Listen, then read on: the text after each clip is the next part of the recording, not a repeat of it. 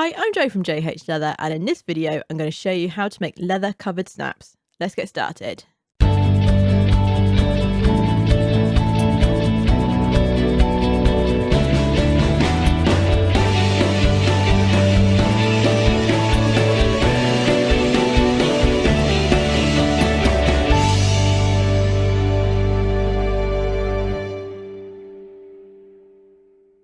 So we are going to need a snap button closure, and we are also going to need some leather. So I'll be using chrome tan leather. You can use veg tan leather, but it can be a bit more difficult to sort of use to start with.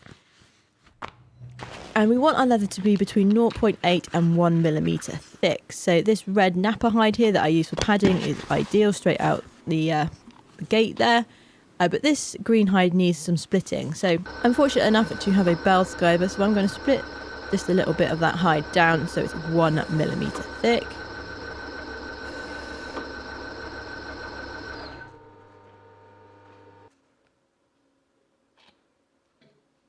And if you don't have access to a bell scriber, you can get what is called a safety beveler. This is just one that Tandy has.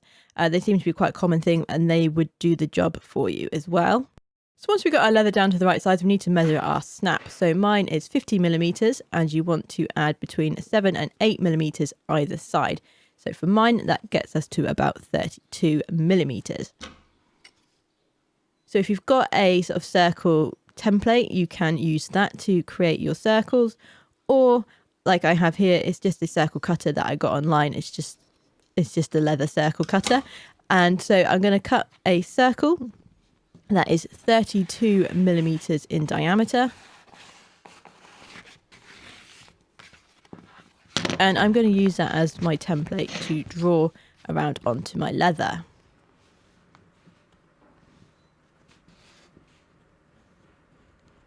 And you want to make sure you mark the hole. So you want to be careful with this because you don't want that pin to go through your leather, which is why I have the template to draw around rather than to cut the circle straight out with that circle cutter.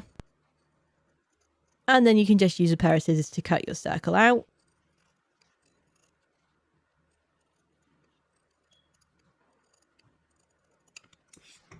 Now once you've got your circle cut out, we want to mark the circle for how big our popper head actually is. So mine is 15 millimeters. So I'm going to set my compass to 7.5 and draw that on, making sure to be careful that that pin doesn't go through my leather.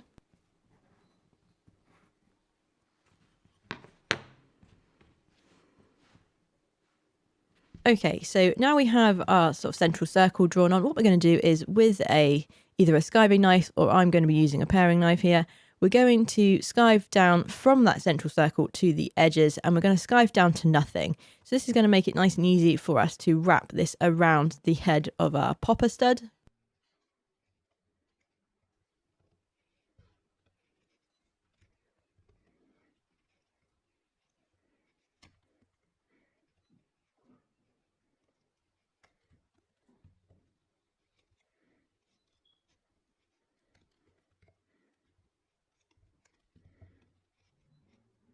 Once we've done that, we now need to mark on another circle that is a couple of millimeters wider. So I'm going to set my dividers here to 9 millimeters, which will give me 3 millimeters wider than my central one.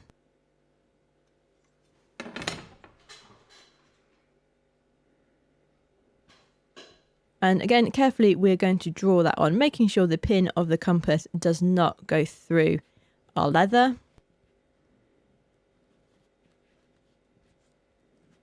And now, so this circle that we've just drawn on is what's going to sort of the leather that's going to be down the sides of our popper head.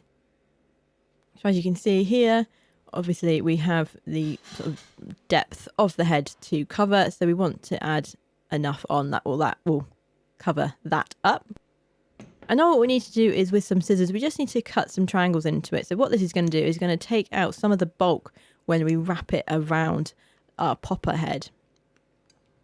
And we want to make sure we don't get any closer than that line that we have just drawn on, because then you could see the sort of cut marks in it. And now I'm going to take some contact adhesive and just glue the head of my popper to the leather.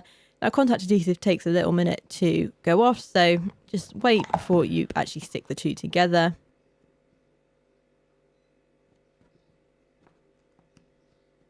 And then again, we are going to put some more glue on it and we can glue everywhere else now. And like I said, you need to wait a little bit of time for your contact adhesive to start to go off so it's really nice and sticky.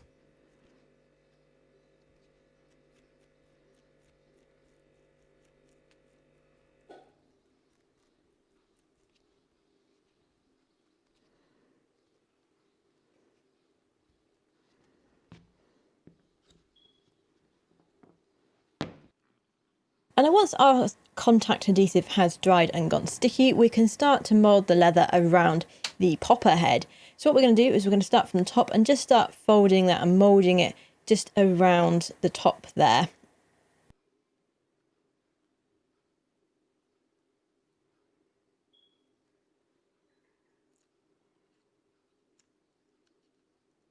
And then once we're happy we've got some shape coming into our popper head, we can then start to fold the tabs over.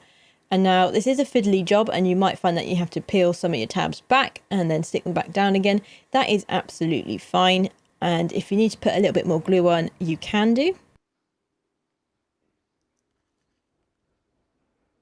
But the idea here is just to get those tabs folded over into the base of the popper stud. And we want to get a nice smooth finish to the outside edge of our stud.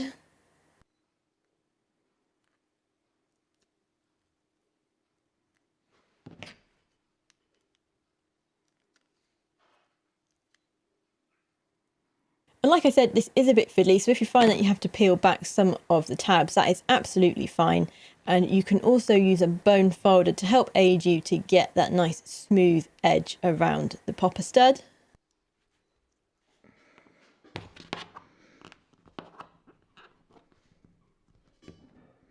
Making sure all those tabs stick nicely under the head.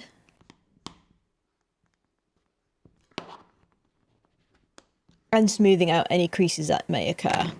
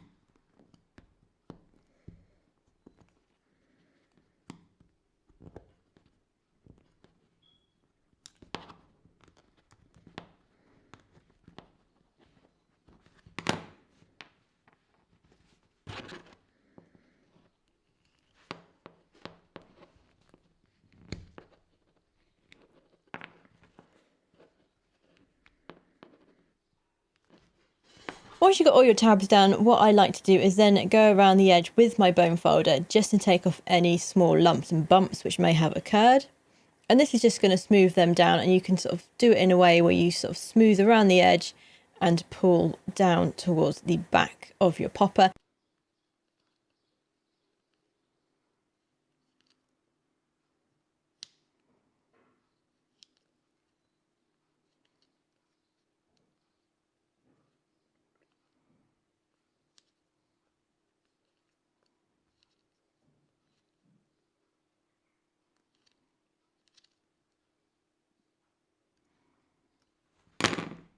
So you should have your popper looking a little bit like this now. And what you can do is now you can just go ahead and fit this as you would any other popper.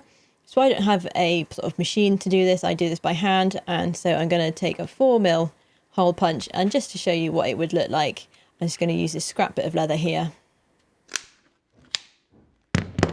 And just pop my popper stud in.